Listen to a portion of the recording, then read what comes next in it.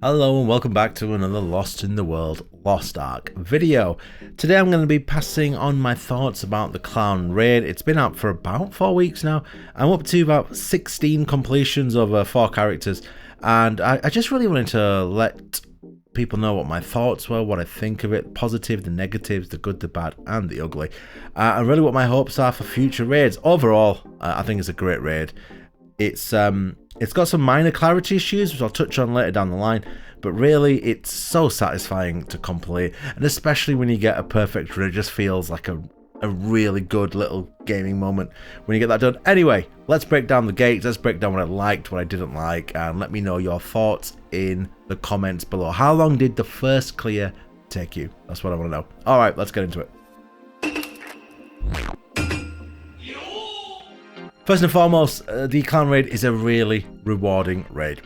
Due to the raid being so dependent on all 4 members staying alive, it was the first time I felt real pressure in a raid in Lost Ark. In the 8-mans, it kind of felt like you got away with mistakes, you just can't here. The mechanics just don't allow it. Gate 1 and Gate 2 are now very easy. The only thing tricky really on Gate 1 is the dice mechanic, but there is enough information out there to trivialize that mech as long as all 4 of you know what you're doing. Gate 1 of Vicus was much harder than Gate 1 of Clown, if you ask me. I don't really think there's much discussion there. Gate 2 of this raid is also significantly easy once you realise when to lock into animations and how to manage your dash so you don't get knocked off by the big clown's attack. It's definitely a gate that goes off feel, in inverted commas, when the big clown will attack. I still don't know which one's Kekul and which one's Saydon, to be honest. It shows how much attention I pay. Volganos mech is tricky, to say the least at first. I mean, I don't even want to know how many times that mech got us killed. It does require one person to call out at least one of the directions correctly. You can kind of make up for the other mistakes with a Nana if you do just get one of them 100% right. Reversing at 6 o'clock if you do make a mistake on Volganos is a smart thing to do, and something I didn't realise for like 2 weeks. Well done me. But honestly, it's just pretty solid. It's quite easy now. I'm not struggling with Gate 1 or Gate 2 whatsoever. We breeze through them super quickly. But I will say, even when I finished them first time, they didn't quite give me that fuzzy feeling that, let's say, Gate 1 on Vicus did. That was definitely tougher than these 2 gates, and I definitely felt more of like a fist pump. I define how much I love a raid by how much I fist pump when I first complete a section of it. For me, Gates 1 and 2 got 1 out of 3 fist pumps. Okay, Gate 3. Gate 3, on the other hand, is effing brutal. A real step up in difficulty in week 1.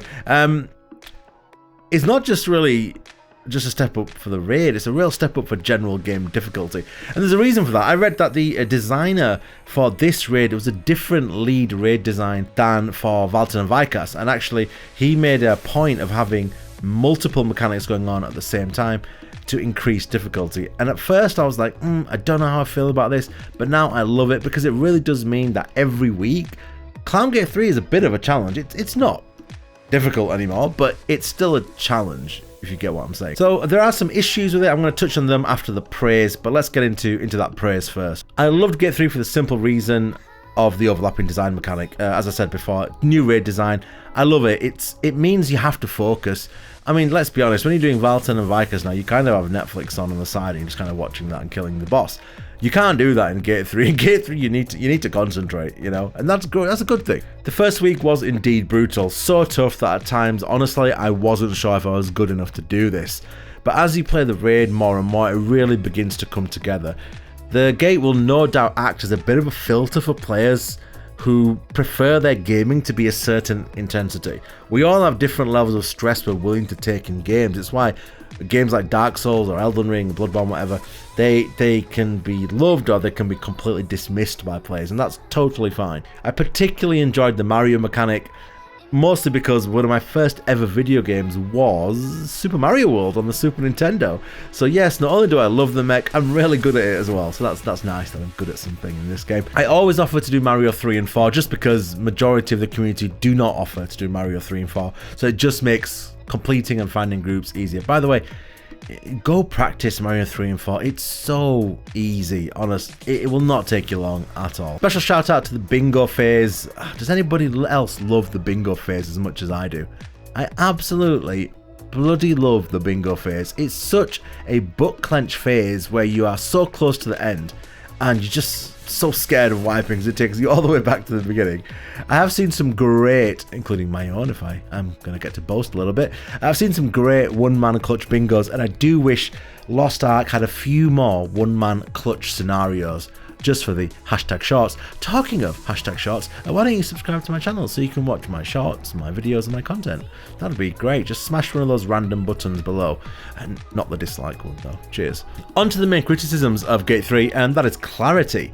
Gate 3 has a lot of rainbow vomit absolutely everywhere, and I do wish Smilegate had just increased the outlines and definitions of certain textures. I will say that at the time of writing this, I have completed the clan raid about 15-16 times, and it does all seem to be getting a little clearer now that the rain has gone. Sorry, I just had to throw that lyric in there.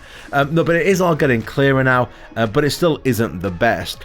I do hope that in future raids, clarity isn't used as an extra layer of difficulty. I do love the raid design of multiple mechs crossing over. I do not love the design of multiple rainbow vomits going absolutely everywhere and you're not really being able to see things properly. And really, that's my main criticism. It's quite a big one because clarity is a big part of raids. I mean, nobody likes fake difficulty or, you know, purposefully manufactured bullshit difficulty. And that's what kind of clarity falls into for me. But, you know, you do get used to it over time. I think ultimately it isn't as bad as what I first thought when I began writing this overview, as I've completed it more over time. It really is a great jump up in skill. I do hope people who kind of gave up on it, we couldn't come back and give it a go, because it's a fantastic raid. Super rewarding. Gate 3 gets a full 5 pumps out of 3 pumps. That's right, 5 pumps out of 3 pumps. It blew the fist pumpometer. I'll be honest, I wasn't even sure in week 1 if I had it in me to complete this raid. Delighted to see that I managed to get through one of Lost Ark's toughest raids onto Belshazzar. I think Belshazzar is the reason a lot of us are playing this game, and I can't wait to play it and hopefully, if I'm good enough, complete it.